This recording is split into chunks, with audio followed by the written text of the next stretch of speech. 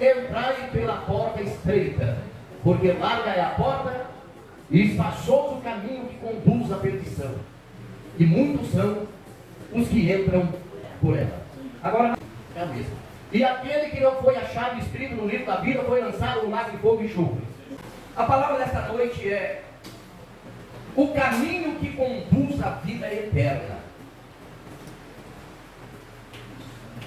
Porque as igrejas precisam falar aquilo que deve ser falado e não aquilo que as pessoas querem ouvir. Porque aquilo que as pessoas querem ouvir nem sempre é aquilo que precisam ouvir. E nós precisamos ouvir o que Jesus Cristo disse e diz.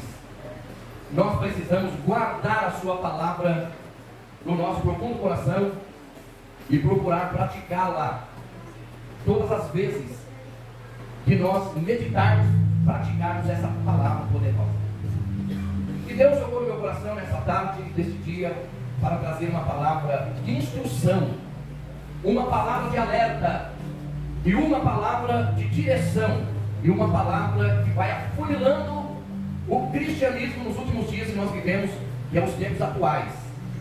Os nossos dias, irmãos amados, que nós vivemos, não são mais os dias de 50 anos atrás.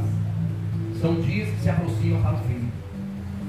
São dias que nos mostram que nós estamos caminhando para o fim. Que nós estamos caminhando para o cumprimento das Escrituras. O crente parado, o cristão parado, o cristão que não exerce o cristianismo, que não exerce o Cristo cêntrico dentro da sua vida, ele se torna uma pessoa que contamina, pica outro a não acreditar. Ele contamina outro, ele se torna um criadouro de muitas das vezes bactérias malignas para proliferar e multiplicar e ir minando até acabar com pessoas que queiram chegar a Cristo. E se nós deixarmos esses sofismas tomar conta de nós, nós ficamos iguais a eles. Porque se a pessoa anda com uma pessoa positiva, essa pessoa vai ser positiva. Se você anda com um otimista, você vai ser otimista. Porque o otimista vai te motivar. Se você anda com um pessimista, o pessimista vai deixar você pessimista. Porque ele vai dizer que Deus não existe. E ele vai provar da forma dele que Deus não existe, que as coisas não é bem assim, e a pessoa vai falar, é mesmo, eu não pensei nisso. Mas se anda com uma pessoa otimista, a pessoa vai dizer, olha, não olhe para as pessoas, nem para a direita, nem para a esquerda, mas olhe para o alto, olhe para Deus. Essa luta vai passar, você vai vencer, Deus vai abençoar, Deus vai abrir a porta. Você não é o único que está passando por isso, todo mundo está passando por isso, porque Jesus disse, no mundo tereis aflições, irmão, irmã, tem bom ânimo, levante, porque nós vamos vencer. Agora o pessimista, estou passando por uma luta, é assim mesmo. Todo mundo passa, as coisas são difíceis, a maré não está para peixe. Olha, muitos morreram assim, outros tiraram suas vidas, outros se suicidaram, outras pessoas desviaram. Ah, que adianta ir na igreja, que adianta orar, a mesma coisa. E aquilo entra na mente daquele que ouve. Por isso que Jesus disse que a fé, o ânimo, a graça, o otimismo, o poder vem pelo ouvir. E o ouvir a palavra de Deus. Por quê? Porque a palavra de Deus nunca deixa a pessoa para baixo. A palavra de Deus é do alto. E aquilo que é do alto nos leva para o alto. Diga glória a Deus. E aquilo que é de baixo nos leva para baixo. E a Bíblia diz que o pó ao pó voltará. Porque o nosso corpo é pó. E o pó atrai como imã. Nos cola na terra. Mas a Bíblia diz que o nosso espírito não pensa assim. O espírito que Deus colocou em você e em nós não pensa assim. Porque enquanto nós estamos querendo deitar, o espírito diz assim, Ezequiel 18, filho do homem, põe-te de pé e eu falarei contigo. Sabe por quê? Porque Deus não nos quer ver caído, deitado, arrastando, implorando e murmurando. Deus quer ver nós marchando, caminhando, glorificando e dizendo, para Canaã eu vou. Tem um mar na frente. O pessimista fala, vamos voltar para o Egito. Mas aqueles que têm a fé em Deus, Deus disse que nós vamos para Canaã. É para Canaã que nós iremos. E Deus falou para Moisés: diga ao povo para continuar marchando, porque o lugar do cristão não é parar, é caminhar, é marchar, é ir rumo aos céus. Porque de lá veio o nosso Salvador. Mas ele veio porque disse: o lugar de vocês não é aqui. Eu vou levar vocês para onde vocês nunca deveriam ter saído. É para as mansões celestiais. Porque onde eu estiver, estejai vós também. Jesus disse: eu sou do alto, vocês são de baixo. E Jesus disse: e do alto o meu Pai vai levar vocês, e eu vim preparar o caminho, porque eu sou o caminho que leva para o alto. Eu sou a verdade que o mundo precisa ouvir, e eu sou a vida, e a vida além da morte, a vida eterna. Aleluia. Porque larga é a porta e espaçoso o caminho que conduz ao inferno, à perdição eterna. E milhares de pessoas são os que já entram por ela. Para entrar nas igrejas são poucos, para aceitar a Jesus são poucos, para querer ir para o batismo são poucos. São poucos aqueles que querem ser fiéis, são poucos aqueles que querem ser obedientes, são poucos aqueles que queiram carregar a cruz, gemendo e chorando, lançando a semente. Mas no mundo, marca no carnaval e fala: é R$1.000 a entrada naquele clube. As pessoas vendem bicicleta, vendem uma moto, vendem, trabalham para comprar o seu ingresso para pular 2 ou 3 ou 4 dias. Vem um cantor sertanejo famoso e o camarote custa R$10.000. E pode ter certeza que os camarotes todos ficam superlotados com aqueles que têm maiores condições. E os demais de R$1.000 lá embaixo. E para chegar perto do cantor é 15 mil, para ficar bem na frente assim, para ele passar pertinho e tocar na pessoa. Mas se fosse numa igreja, isso não aconteceria. Se fosse aonde tivesse alguma coisa de cristãos, isso não poderia ser cobrado, porque as pessoas diziam: como pode cobrar para ouvir a palavra de Deus? Como pode cobrar para entrar nesse local, para receber uma oração?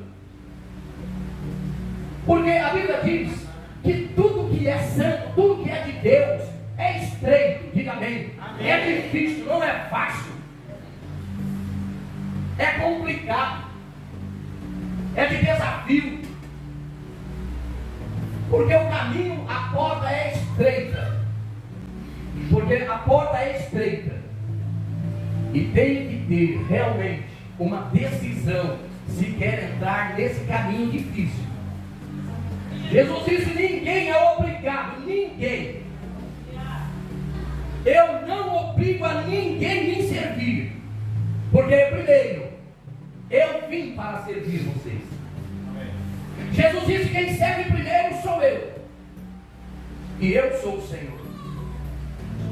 Quem lava os pés de vocês primeiro sou eu. Quem vai para a cruz primeiro sou eu. Quem recebe os cravos nas mãos primeiro sou eu.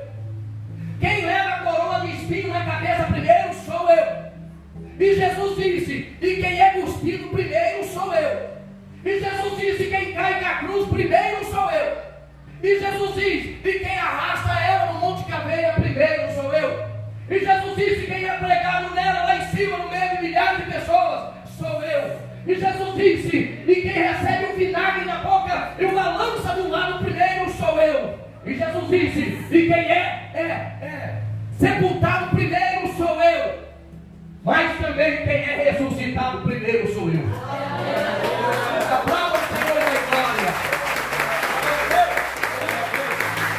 Aí ele diz: então eu sou o primeiro e vocês são os derradeiros.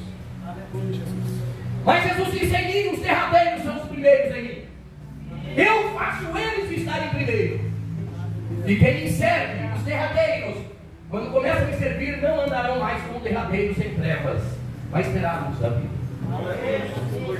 E aquele no qual eu apresentar o meu pai, esse é meu amigo, e o pai recebe porque é meu amigo. Todos quantos vêm a mim, de maneira nenhuma lançarei fora. Mas a porta é estreita, porque larga é a porta do mundo.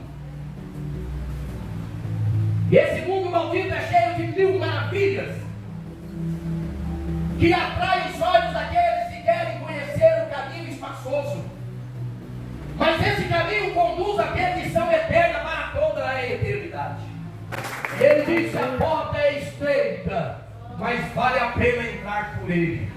Jesus disse: todo aquele que vem a mim e entrar por mim, entrará e sairá e encontrará pastagens, alimento espiritual para a sua vida. Salomão disse: há caminhos que para o homem parece ser maravilhoso, mas Salomão diz: não pode olhar o caminho, tem que olhar o fim do caminho. Quando chega no fim, é morte e destruição. Entrai pela porta estreita, ou seja, entrai por mim, pelo Evangelho, porque lá é a porta espaçosa, o caminho que conduz à perdição, e são milhares de pessoas aqueles que entram por ela. E o Apocalipse 20, pode pôr lá, por favor? Aí a palavra, o mesmo Jesus que fala em Mateus, ele fala através de João na ilha de Patmos, Apocalipse 20. Aí ele dá a revelação para o João, as últimas palavras finais. Por isso que chama o Apocalipse a revelação de Jesus Cristo, ou as considerações finais do tempo do fim. Aí ele diz, versículo 15, né? É isso? Foi lá. Aquele que não foi achado escrito no livro da vida foi lançado no inferno. Ponto final. Vamos lá, ponto final. Apocalipse 20, 15. Não tem vírgula, vamos dar um jeitinho, não. Jesus disse: se o nosso nome não estiver escrito no livro da vida naquele dia, não tem conversa. Não precisa perguntar: Senhor, veja bem, não tem. Ou o nosso nome está escrito no livro da vida, ou nós estamos salvos, ou o nosso nome está escrito lá no livro do Cordeiro, ou o nome está escrito no livro do inferno. É a mesma coisa, a pessoa chega para entrar e não está o nome. Então vou voltar para onde? Eu quero dizer, irmãos,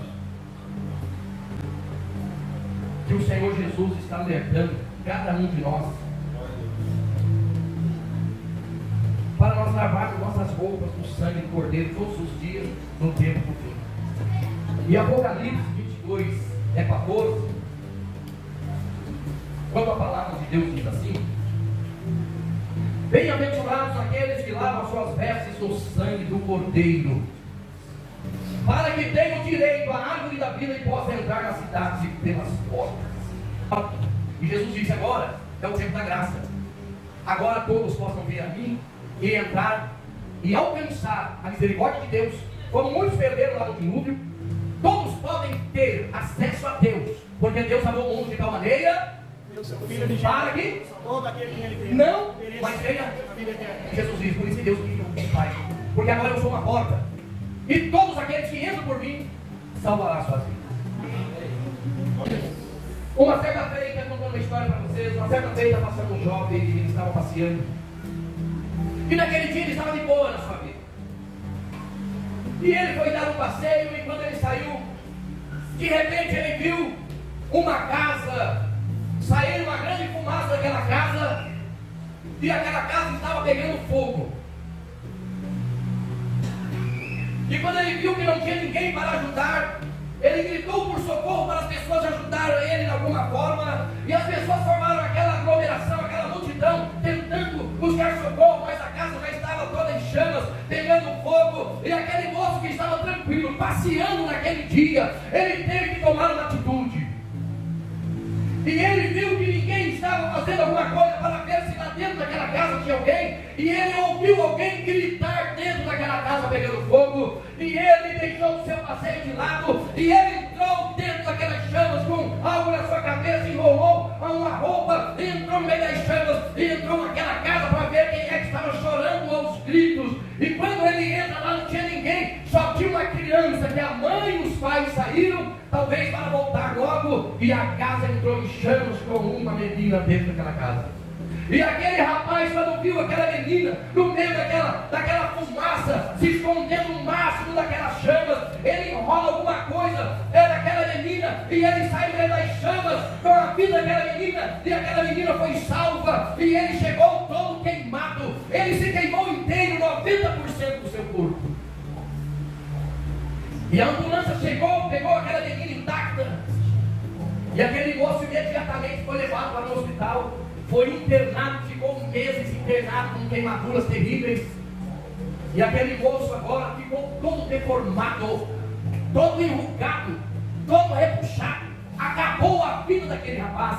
Ninguém mais dava trabalho para ele. Ele era discriminado porque ele parecia um boneco plástico todo queimado. As plásticas que o hospital fizeram nele não ficou do jeito que deveria ser. E ele ficou todo defeituoso. E aí ele começou a fazer um trabalho de jardinagem, um trabalho, um bico aqui, outro bico lá. Uns estavam, outros não estavam.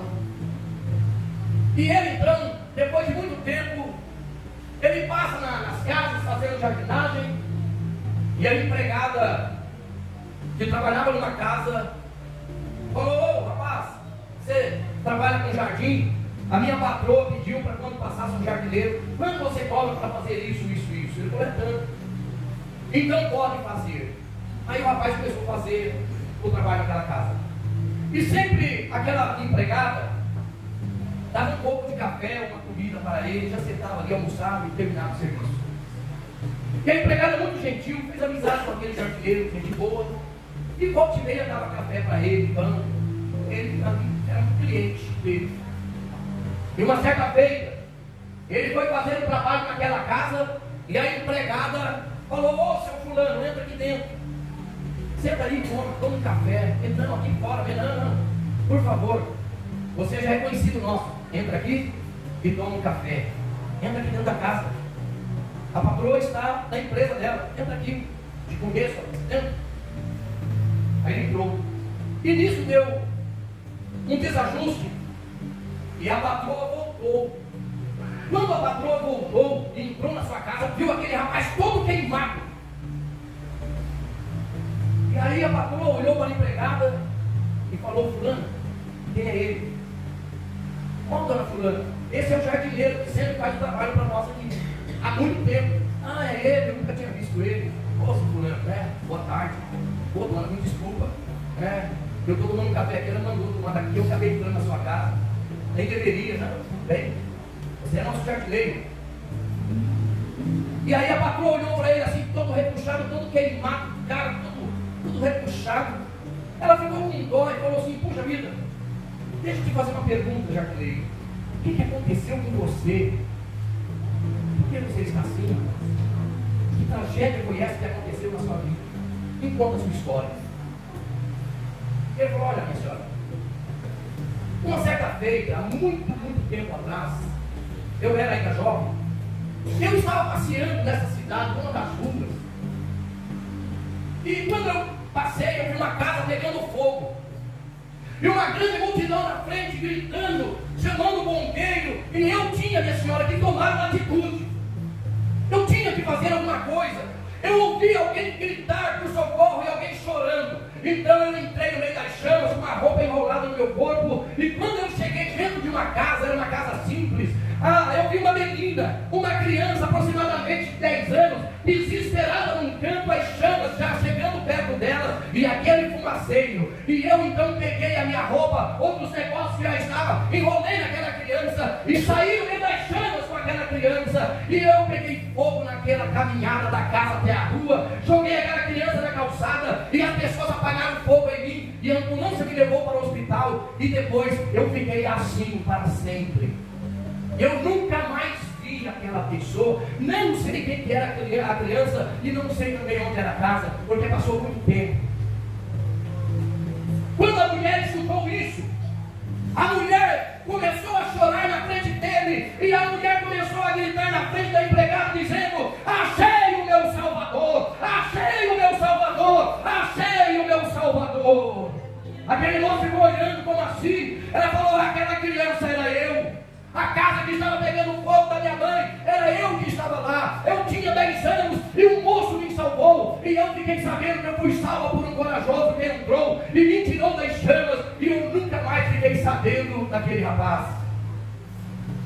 E agora eu estou na frente do meu Salvador. Eu devo a minha vida para você. Você está assim por minha causa. Você é o meu Salvador. A partir de hoje, nesta casa, você não é mais um jardim jardineiro, você é uma pessoa da minha família, você tem acesso livre, você pode vir almoçar, jantar, o que você pretender fazer, porque você é o que salvou a minha vida e eu devo a minha vida a você. Nós devemos nossa vida a Jesus, porque Jesus fez tudo isso por nós e Ele é o nosso Salvador. Servir a Deus é ser fiel a Deus. Servir a Deus é saber que o caminho é estreito, ainda que você sofra, você tem que permanecer firme.